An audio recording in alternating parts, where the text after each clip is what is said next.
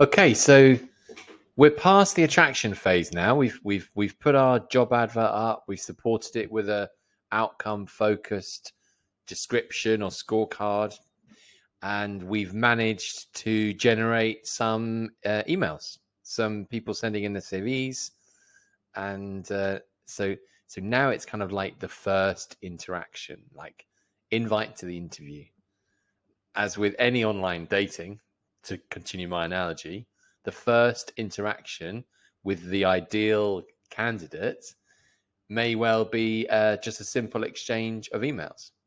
So, what sort of first impression are we going to make? Is our communication going to be slow, sloppy, short, or will you reply quickly, professionally, and in a style that showcases Beer and Burger and your personality? Obviously, the latter. Too many businesses show absolutely little respect for the people who've taken time to apply to them.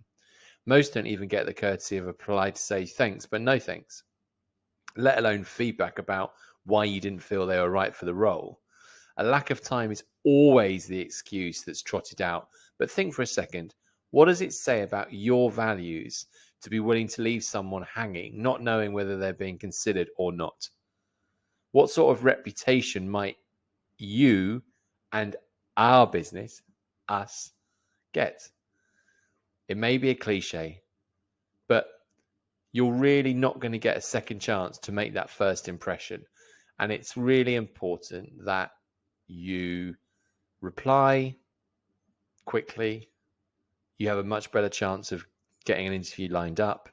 Be courteous, communicate with clarity so that we pique the interest sufficiently of the candidate that they come in and have a trial shift with us. Now we're at the interview stage. So we have put an advert up. We have made ourselves sound ace. We've piqued the interest of some candidates because we've made ourselves sound attractive. And we have had a little bit of interaction with the new team member. And we're organizing an interview, and it can be an interview and a trial shift at the same time. So we're at that point now where we think we found someone who might be right for us, right? It's time for the first date, my analogy again. In team building terms, of course, we're talking about the interview. How are we going to prepare for it? What do you want to get out of it? What would you answer to these questions be if there was a first date? You know, I have 2 golden rules for hiring. Number 1, never hire in a hurry, and never hire to a CV. When you're preparing for an interview, you need to keep these 2 golden rules in mind, 100%. Okay, never hire in a hurry, never hire to a CV. Why? Because when you hire in a hurry, and this is a bit of a culture change that we're going to have to go through, because we're always hiring in a hurry. But when you hire in a hurry, there's a great chance that we're just going to make a mistake. When we're desperate, we undervalue the importance of getting things right. So in relationship terms, my lovely analogy again, we underestimate our worth. We undervalue what we deserve. And in both dating and hiring terms, you don't wait for your ideal person, but you settle. You settle for the best of a bad bunch. And we shouldn't settle. Settling is not good, okay? So don't hire in a hurry. Continue to attract people. Continue to have interviews lined up, because we want to get to this A player, right? This A player status. The whole team wants to be a team of highly motivated A players. A players are the best candidates we can get for the money we're paying. Yeah. So as far as the CVs are concerned, they are like the profiles on these dating websites. They're written to impress. Sometimes they're exaggerated. sometimes they bear absolutely no resemblance to the reality of what this candidate can do. Okay, so that's the importance of having an interview, so you can check out if this candidate is true to their CV. That's why the preparation for the interview is vital. You're looking for someone who has the skills that you need, who also shares our values, and who will fit the culture of Beer and Burger, and particularly your store, right? So think about the questions you need to ask to get beyond the CV and to uncover that real person. You want to know what makes them tick.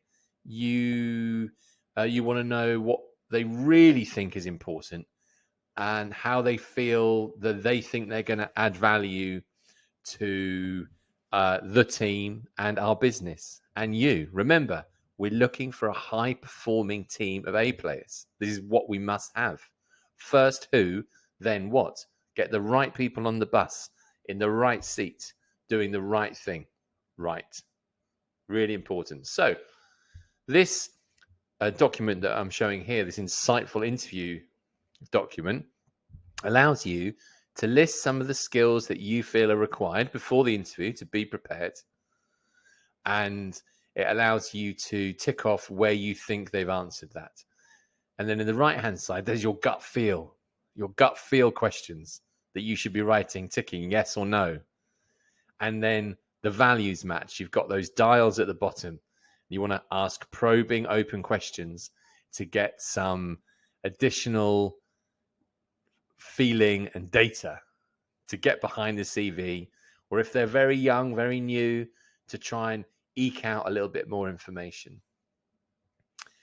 Open-ended questions are absolutely crucial in this process. Here are some examples of open-ended questions. Tell me about the time when you.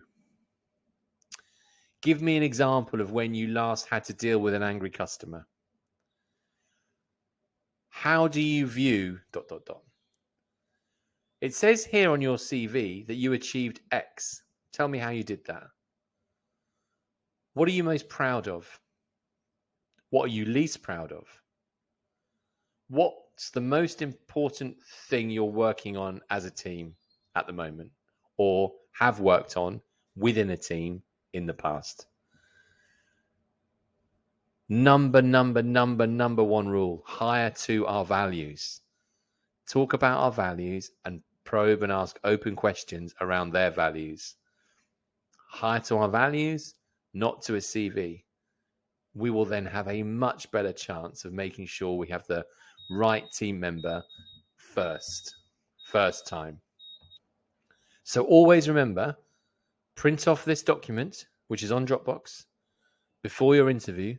Write out those skills that are required.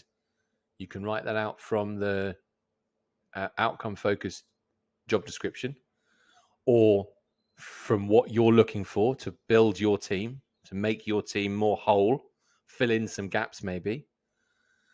And then dedicate time, be prepared, have some water ready, be calm, be organized, and go ahead and sit down and start the conversation. On the next slide, I'm going to talk about, I've got some examples of some questions, and we're going to run through them in 2 seconds now.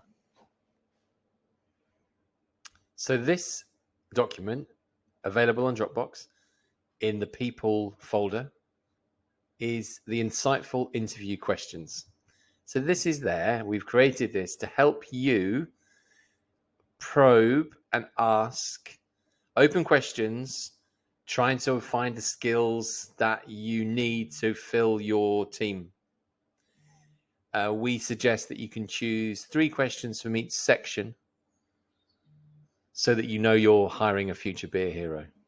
You know, so you've got the person, the role, their ambition, their values, their experience, and let's call it their smarts.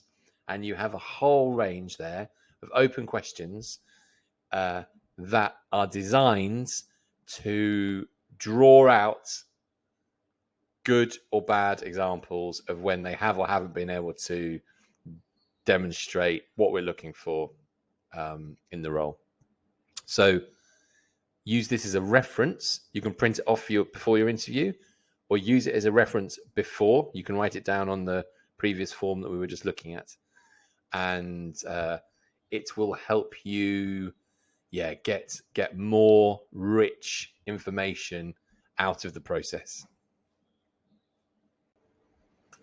And this document is the final document you need to reference prior to sitting down with the candidate, and or you can use it as a reference throughout your interview. But here we have outlined very clearly what the value is, outcomes that show the value is alive, and then metrics that measure the value. So, for example, one team, how do we know that we're winning with the value of one team? Let's say we know that because all our teams are trained in the BB way, right? The one way. Our how-tos are alive. Middle managers are organizing their own multi-store socials. Performance management is alive, and we're living our core values, for example. And what are the metrics that we need to move? It's the percentage of A and B players as scored within our quarterly performance reviews, average employee length of service, or our ENPS score, our employee NPS score, just as some examples. But you have this as a reference point.